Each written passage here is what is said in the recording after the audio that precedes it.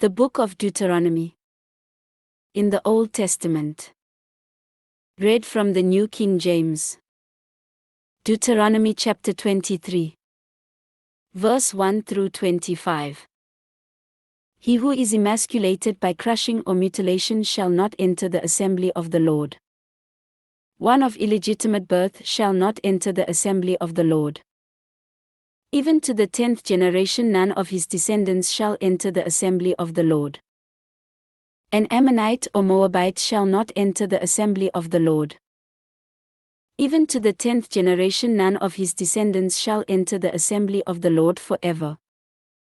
Because they did not meet you with bread and water on the road when you came out of Egypt. And because they hired against you Balaam the son of Beor from Pethor of Mesopotamia, to curse you. Nevertheless the Lord your God would not listen to Balaam. But the Lord your God turned the curse into a blessing for you. Because the Lord your God loves you.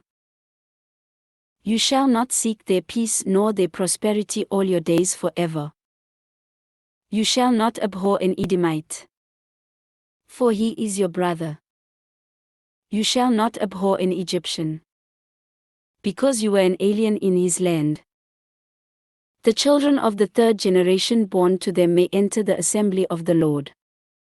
When the army goes out against your enemies, then keep yourself from every wicked thing.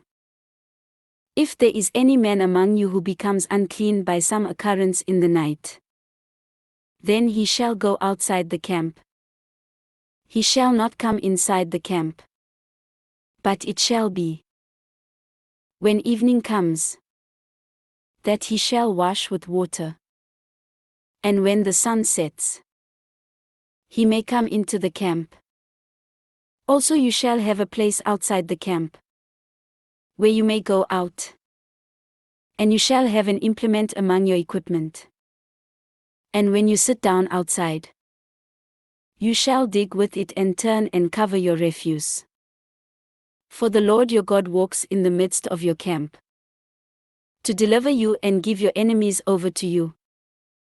Therefore your camp shall be holy, that he may see no unclean thing among you, and turn away from you. You shall not give back to his master the slave who has escaped from his master to you. He may dwell with you in your midst, in the place which he chooses within one of your gates, where it seems best to him. You shall not oppress him. There shall be no ritual harlot of the daughters of Israel, or a perverted one of the sons of Israel. You shall not bring the wages of a harlot or the price of a dog to the house of the Lord your God for any vowed offering. For both of these are an abomination to the Lord your God. You shall not charge interest to your brother, interest on money or food or anything that is lent out at interest. To a foreigner you may charge interest, but to your brother you shall not charge interest. That the Lord your God may bless you in all to which you set your hand in the land which you are entering to possess. When you make a vow to the Lord your God, you shall not delay to pay it. For the Lord your God will surely require it of you, and it would be sin to you. But if you abstain from vowing, it shall not be sin to you. That which has gone from your lips you shall keep and perform. For you voluntarily vowed to the Lord your God what you have promised with your mouth. When you come into your neighbor's vineyard, you may eat your fill of grapes at your pleasure, but you shall not put any in your container. When you come into your neighbor's standing grain, you may pluck the heads with your hand, but you shall not use a sickle on your neighbor's standing grain. This ends Deuteronomy chapter 23.